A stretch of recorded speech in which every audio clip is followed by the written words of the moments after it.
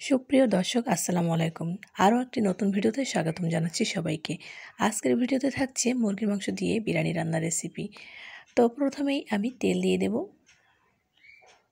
তো এখানে গরম মশলাগুলো দিয়ে দিয়েছি, এলাচ, দারচিনি, তেজপাতা, লবঙ্গ এবং গোলমরিচ, আর দিয়ে দিয়েছি বেশ খানিক পেঁয়াজ কুচি। তো পেঁয়াজটাকে আমি একটু ভেজে নেব। আমি খুব সহজভাবে এই রেসিপিটি তৈরি করে দেখাবো। বাচ্চারা যখন বিরিয়ানি খেতে চায় তখন আমি এরকম ঝটপট বিরিয়ানি রান্না করে দিই, আর আজকে তোমাদের সাথে শেয়ার করছি। তো এখানে দিয়ে দেব আমি একটা টমেটো কেটে রেখেছিলাম, সেটাই দিয়ে দেব। আমি এখানে বড় সাইজের একটা টমেটো কেটে নিয়েছিলাম। তো আমি খুব ভালোভাবে ভেজে নিয়েছি, টমেটোটাও ভেজে নিলাম। তারপর এখানে দিয়ে দেব পেঁয়াজ, রসুন এবং আদা বাটা পরিমাণ মতন। আমি এখানে 1 কেজি পোলার চাল রান্না করব, সেই আন্দাজে মশলাগুলো দিয়ে দিয়েছি।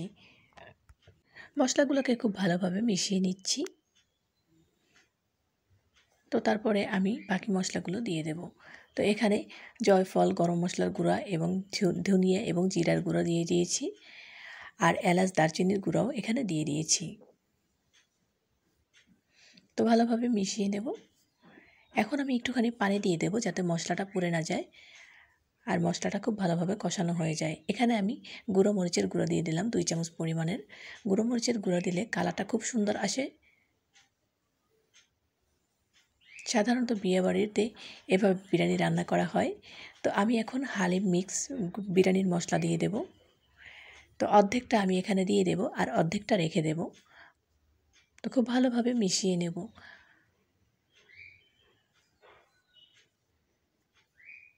তো মশলাটাকে খুব ভালোভাবে কষাতে হবে।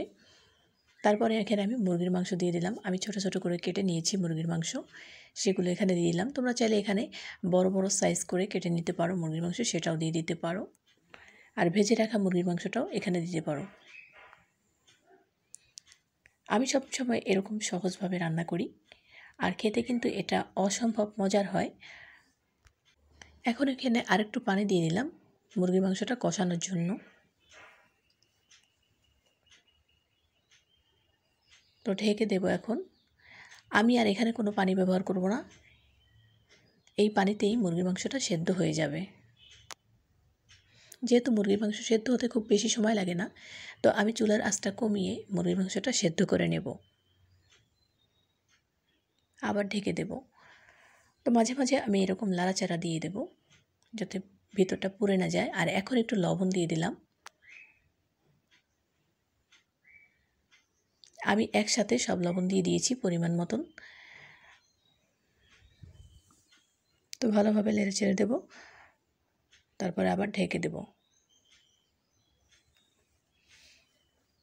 দেখো পানিটা অনেকটা পানি ছেড়ে দিয়েছিল মুরগির মাংসতেও, সেই পানিতেই কিন্তু মুরগির মাংসটা সেদ্ধ হয়ে যাবে।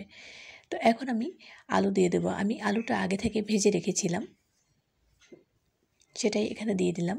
তেহারিতে বা বিরিয়ানিতে আমি একটু আলু পছন্দ করি, তো সেজন্য আলুটা দিয়ে দিলাম। তোমরা চাইলে এটা স্কিপ করতে পারো।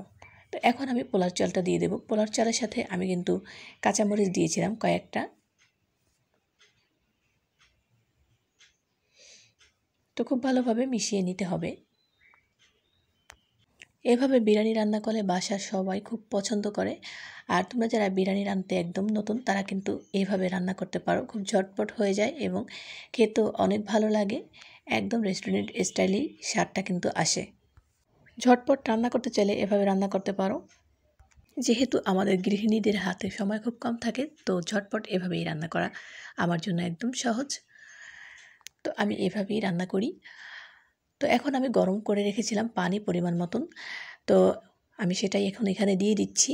পোলার চাল 4 পট হলে 8 পট পানি দিতে হবে, ডাবল পানি দিতে হবে। 4 পট পোলার চালে আমি মোট 8 পট পানি দিয়েছি। তো পানিটাকে ভালোভাবে ফুটিয়ে নিয়েছিলাম। তো এখন ভালোভাবে মিশিয়ে নিয়েছি। এখন ঢেকে এটাকে রান্না করলেই হয়ে যাবে।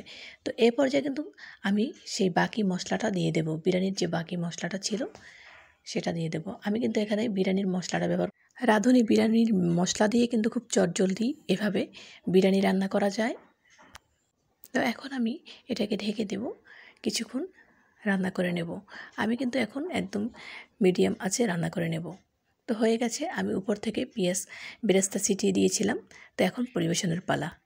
ভিডিওটি ভালো লাগলে চ্যানেলটি সাবস্ক্রাইব করে পাশে থাকবেন। আল্লাহ হাফেজ।